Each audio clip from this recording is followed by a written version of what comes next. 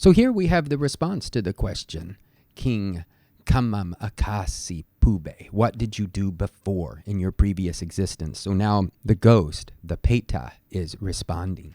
Samano ahang papoti duttavacho tapasi rupo mukasa asanyato ladha chame tapasa vanadatu mukhaṃ pesuniyena puti.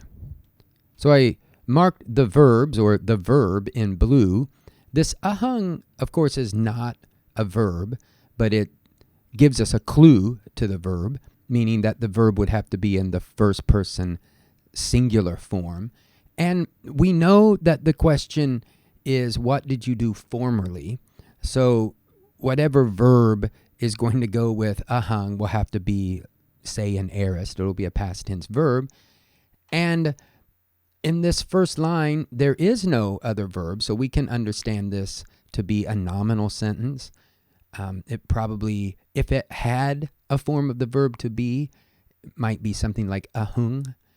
So I understood was a wandering ascetic. That's our first word, samano, or shramana, I think, in Sanskrit. But not just a wandering ascetic, a papo samano, an evil wandering ascetic. And actually, we should pull this whole thing apart. Papo ti duttavacho is really papo ati duttavacho. So papo, of course, is evil, and it's going with samano. And it's these are both nominative singular, masculine nominative singular, that O ending there. When this papo comes together with ati, the is just lost. So we end up with papo ti, and ati means exceedingly. And then we have dutta, spoiled, corrupt, and then vacha. Now this is a good example where the commentary can be of great help. They gloss vacha as vachana, speaking, saying, given to speaking. The reason the commentary is helpful is it's hard to run down a vacha with the long A. Vacha means speaking. So maybe this A is lengthened for the meter, one of the first meanings of poetic license. So putting this together, I was an evil monk given to very wicked speech. Now, words like evil and wicked, I think in English these days, we don't tend to use them as much. And not that these words don't mean that, but I feel like in English, and I welcome comments, maybe I'm wrong about this, but I feel like words like evil and wicked are actually are more narrow than probably what is meant in the Pali. We might have to say to get that meaning that I was given to very bad speech, very negative speech, just something that's negative, bad, broader than just evil and wicked, which I think conjures up images of demons or maybe serial killers. But again, in Pali, I think the word is not restricted to something like that. Now going on, tapasi rupo mukasa asanyato. Tapasi rupo is composed of tapasin, one devoted to religious austerities, and we can find that like in the verb tapati, to shine, to be bright. And then rupa has many meanings. We're probably very familiar with that meaning body or matter, form. Here, it seems to be the appearance of, having the appearance of, or almost disguised as a religious person. And this would be like a tapurisa here. So disguised as a religious person. And here, rupa is taking on the form, I think, of an adjective. So it's rupo, not rupang.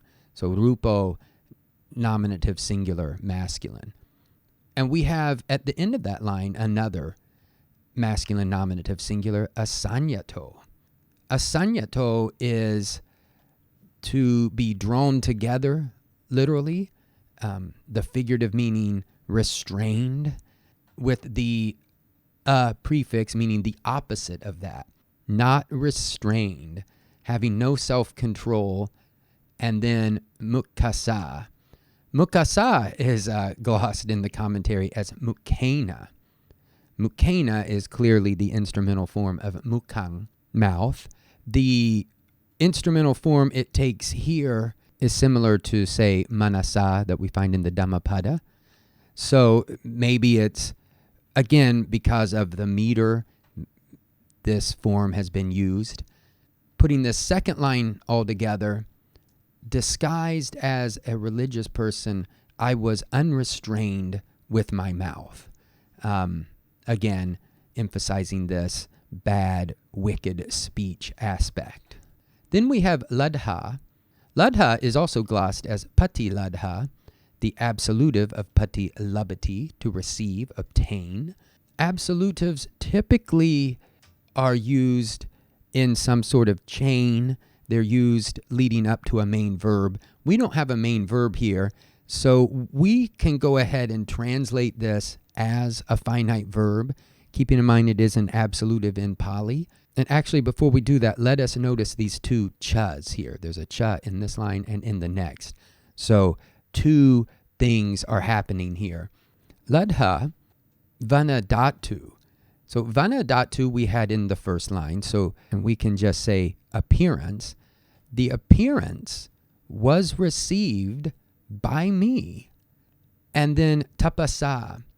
Tapasa is glossed as brahmacharyena, a kind of chaste life, a divine-like conduct. And it's in the instrumental. Again, we have this asa. And the instrumental would be expressing the reason. By means of good bodily conduct, I received this appearance. I'm putting in the word this. I received the appearance that was remarked upon earlier. Really, like I said, it looks to be passive. The appearance was received by me due to or by means of good bodily conduct. Next line, mukhaṃ me pesuniyena puti.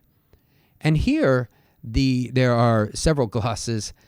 Pesuniyena is glossed as pisuna vachaya.